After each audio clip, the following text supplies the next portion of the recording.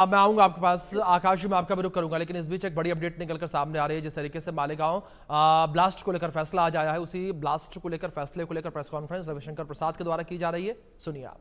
Truth has an uncanny habit of reappearing with alarming regularity. वही बात इसमें हुई है।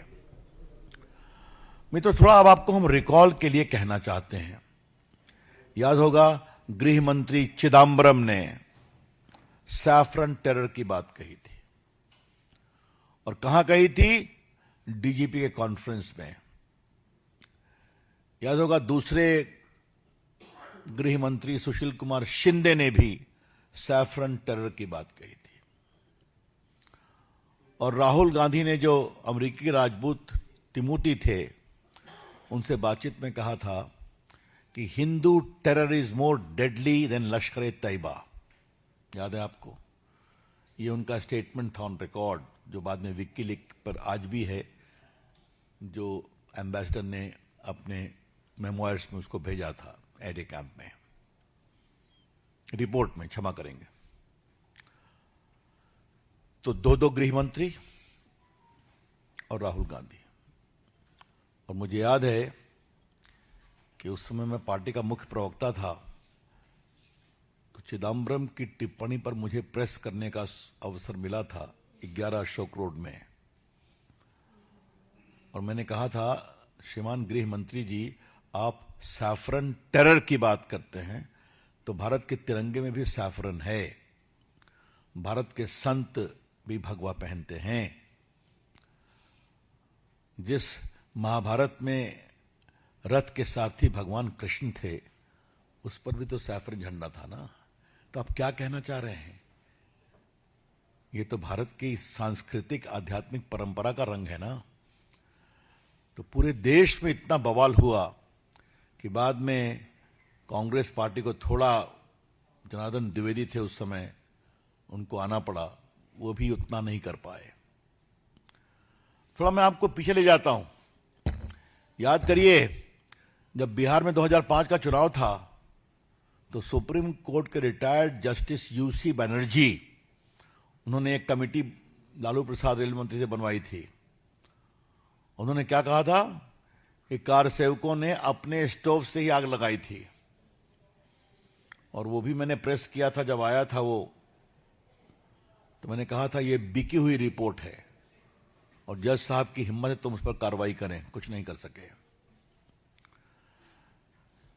याद करिए, इशरत जहां केस में अमित शाह को फंसाया गया कि नहीं फंसाया गया था, याद है कि नहीं आपको?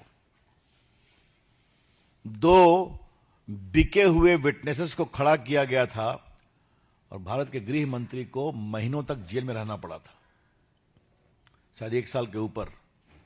और जब उनको बेल मिली तो सुप्रीम कोर्ट ने उनको 1 साल गुजरात से दरबदर कर दिया था। और आज मैं पूरी जिम्मेवारी से कहूंगा, that judgment of Supreme Court was wrong. और मैंने उसको पूरा एग्जामिन किया है लीगली अपने अनुभव से। कोई एविडेंस नहीं था अमित शाह के खिलाफ। तो अमित शाह को फंसाओ, भगवा आतंक बताओ, मालेगांव केस बताओ, और अब मैं आपके सामने इसका दूसरा पक्ष रखना चाहता हूं। ये आप नोट करें, बिकॉज बैकग्राउंड बहुत जरूरी है।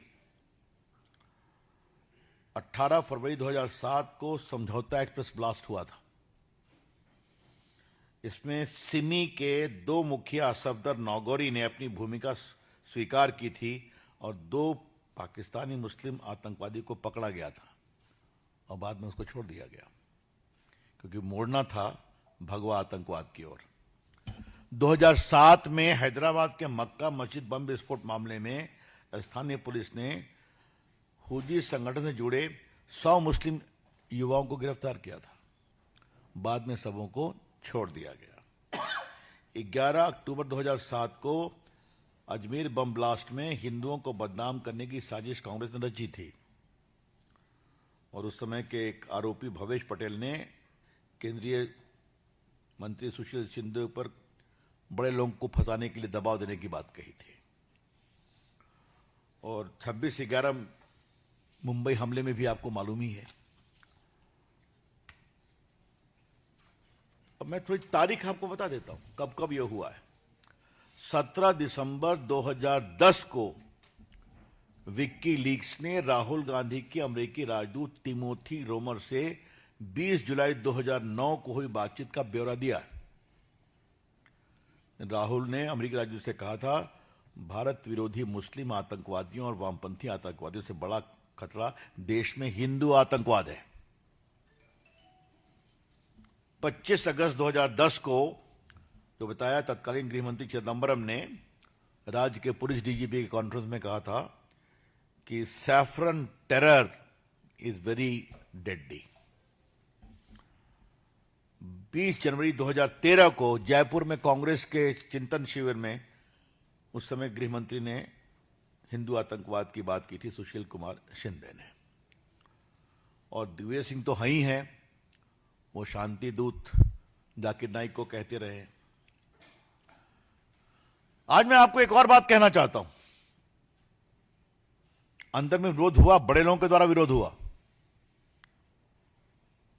स्वर्गीय राष्ट्रपति प्रणब मुखर्जी ने अपनी पुस्तक द कोलिशन ईयर में 2004 में जब शंकराचार्य जैन सरस्वती की गिरफ्तारी हुई तो मेंबर थे कैबिनेट के, उन्होंने उसका विरोध किया था।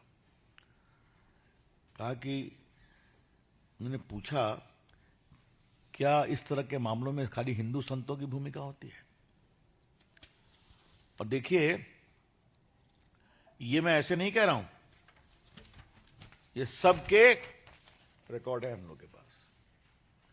ये जहां जहां ये कोटेड है वो सब इंटरनेट पर उसका बेसिस हमारे पास है।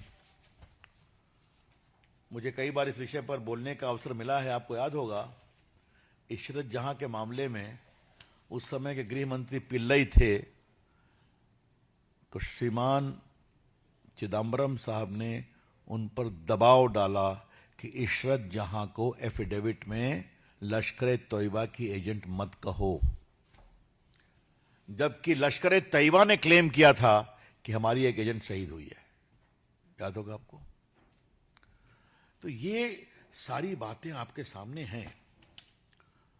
तो कांग्रेस पार्टी वोट बैंक के लिए किसी सीमा तक जा सकती है।